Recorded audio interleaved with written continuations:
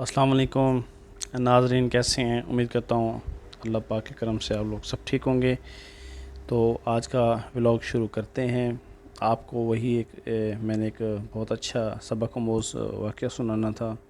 तो मेरे साथ रहें, मेरे चैनल को सब्सक्राइब करें और इंशाल्लाह मेरे साथ रहेंगे तो आपको पूरी स्टोरी की समझ भी आएगी मैंने क्या कहा है।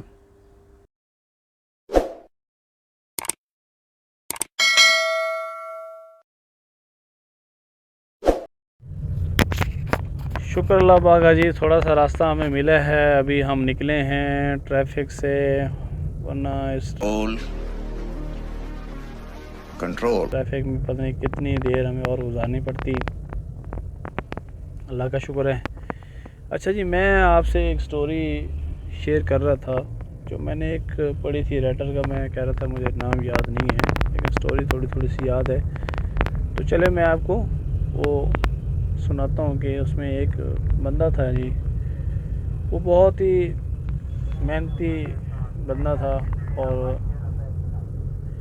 उसके मालिक ने उसे फैक्ट्री में मुलाजिम रखा था।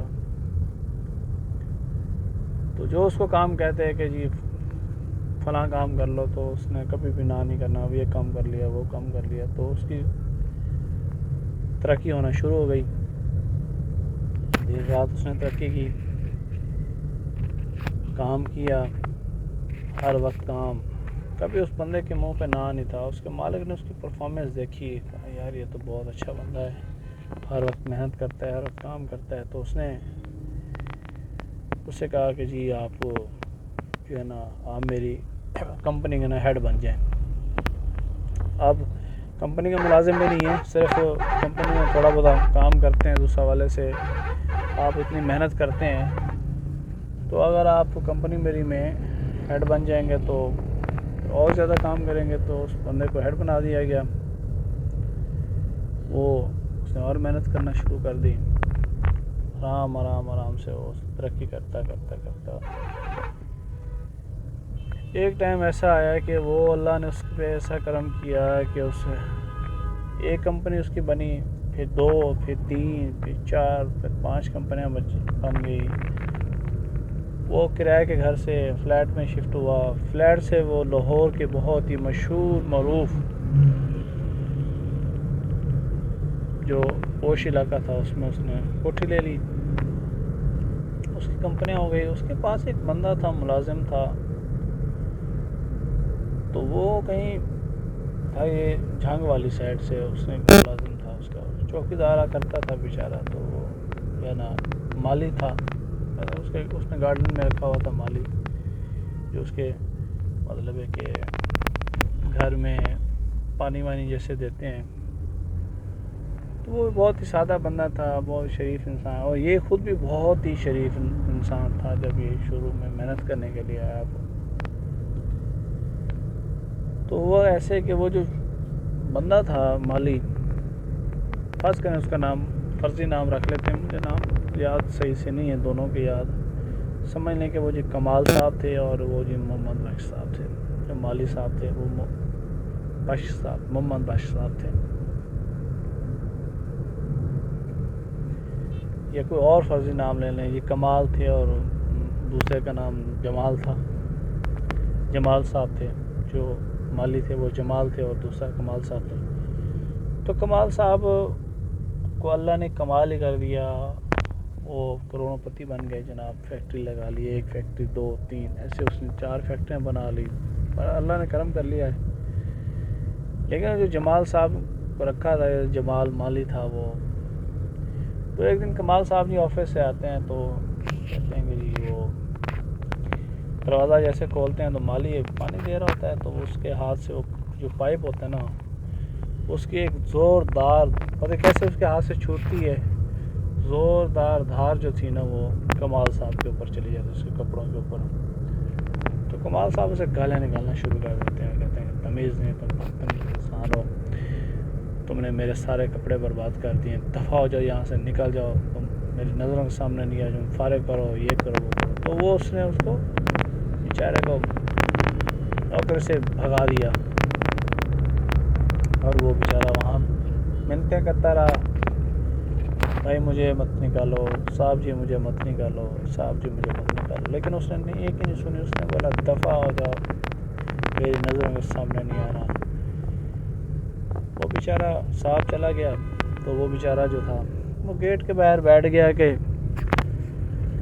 شام تک، ابھی چلو نہیں، ابھی صاحب کو غصہ تھا، شام کو صاحب آئے گا، اس کی منت کروں گا تو صاحب مان جائے گا، صاحب کو رحم آ جائے گا مجھ پہ، میرے چھوٹے چھوٹے بچے ہیں اور میرا کمانے والا نہیں ہے، میرے بچوں کا کیا بنے گا. اگر میں آج چلا جاتا ہوں، صاحب مجھے بھگا دیتے ہیں نوکری سے، تو میرا کیا بنے گا. تو وہ بیچارہ گیٹ پہ بیٹھا رہتا ہے. مالی جو تھا، صاحب شام کو آتا ہے تو جب دیکھتا ہے کہ وہ ابھی تک گیٹ پہ بیٹھا ہوا ہے، بھائی یہ تو گیا نہیں ہے. صاحب تو تھا دولت کے نشے میں مگن تھا. وہ اس کو یہ احساس ہی نہیں ہوا کہ یار ایک مالی ہے، اس کی کیا تنخواہ ہے، اس کی کیا ویلیو ہے. اگر وہ ہو گیا اس سے غلطی تو معاف کر دینا چاہیے، معاف تو اللہ بھی کر دیتا ہے. خیر یہاں انسانوں میں معافی مشکل سے ملتی ہے، یہ تو پتہ ہے. معافی کی گنجائش میرے رب کے پاس ہے، انسانوں کے پاس نہیں ہے. تو اس جناب اس نے مالی صاحب نے پھر گڑ گڑا کے کرنا شروع کر دیا کہ جی مجھے معاف کر دیں صاحب، مجھ سے غلطی ہو گئی، میں نے جان بوجھ کے نہیں کیا، یہ وہ سارا کچھ. لیکن صاحب نے کہا نہیں جی دفع ہو جاؤ، میری نظروں کے سامنے نہیں آنا، یہ ہو گیا وہ ہو گیا. کر کراتے جی وہ جب نہیں گیا تو اس نے کہا آپ سیکورٹی گارڈ کو بولا کہ بھائی سے دھکا دے کے یہاں سے نکال دو. نکال دیا، چلو جی نکال دیا اس کو، بیچارے کو مار مور کے بھگا دیا. تو چلا گیا اپنے جنگ چلا گیا. اب کمال صاحب پہ جو اللہ نے کمال کیا تھا، اب وہ زوال شروع ہونے والا تھا. تو ایسے شروع ہوا جناب، کچھ ٹائم بعد نا ایک کمپنی میں آگ لگ گئی اس کی، اور کھڑے سمجھ لیں کہ کمال صاحب کو کروڑوں کا نقصان ہو گیا. کھڑے کمال صاحب کو کروڑوں کا نقصان ہو گیا. اب دوسری فیکٹری میں بھی یہی مسئلہ ہو گیا. اب کمال صاحب نے پھر وہ پریشان ہو گیا کہ اب کیا کریں. کمال صاحب نے پھر لون لیا، وہ لون بھی جو ہے نا اس کے بیٹے نے کاروبار کرنا تھا کہ جی چلو میرا یہ کام برباد ہو رہا ہے تو میں بیٹے کو کاروبار کر دوں، وہ بھی برباد ہو گیا. ادھر بھاگ ادھر بھاگ، منتیں ترنے، نمازیں، دعائیں، خرائطیں، بابے شابے، یہ وہ سب اس نے کیا. کمال صاحب نے جی بابے شابوں کے پاس کیا. اس نے بولا جی چلو کہیں سے کوئی اللہ پاک سن لے گا. لیکن کہاں سننا تھا جب آپ نے ایک بندے کے ساتھ اتنی بڑی زیادتی کر دی تو وہ اللہ پاک کہاں سنے گا. وہ جی ایسے ہوا. پھر کچھ وقت گزرا تو کسی دوست نے اس کو مشورہ دیا کہ یار انڈیا سے ایک بابا آ رہا ہے، بہت پہنچا ہوا ہے، داتا دربار پہ وہ رکا ہوا ہے، تو چلو اس کے بعد چلتے ہیں، اس سے دعا کراتے ہیں کہ شاید اللہ پاک دن پھیر دے. اس نے بولا چلو جی. وہ فٹافٹ بابا ادھر پہنچ گیا. تو اس کے بعد جا کے جب اس سے حال وال ہوا تو اس نے کہا کہ جی آپ جمال کو کیوں نکالا تھا، اس کے تو پاؤں سے زمین نکل گئی. اس نے بولا یہ کیا ہوا. اس نے بولا یہ کیا ہوا مجھ سے، میں نے کیا کر دیا. کہتا ہے آپ نے اس کو کیوں نکالا تھا. اس کے بعد کوئی جواب ہی نہیں تھا. اس نے تکبر میں، غرور میں اور طاقت کے نشے میں اسے نکالا تھا. تو اب کیا جواب دیتا. یہ ادھر سے فٹافٹ بھاگا. اس نے بولا جاؤ اس سے معافی مانگو، اسے ڈھونڈو. اب وہ اسے جب ڈھونڈ لو گے تو تمہارے حالات بہتر ہو جائیں گے. اب وہ کہاں ملتا تھا. یہ بیچارہ ادھر سے بھاگا آیا، جھنگ آیا، اتے پتے شناختی کارڈ ڈھونڈے، بڑی چیزیں، لیکن خیر اسے کہیں بھی کوئی معلومات اس کو نہ ملی. وقت گزرتا گیا، چیزیں ہوتی گئی، لیکن اس کو کہیں سے بھی جمال کا پتہ نہ ملا. پھر کافی عرصہ گزرا، اس نے بیمار ہو گیا اور بیماری کی اس حالت میں پہنچ گیا کہ یہ چلنے پھرنے سے قاصر ہو گیا. یہ بھاگ کے وہاں پاگلوں کی طرح جنگ میں چلا جاتا، اسے ڈھونڈتا اور اس کو وہاں پہ کوئی بھی نہ ملتا.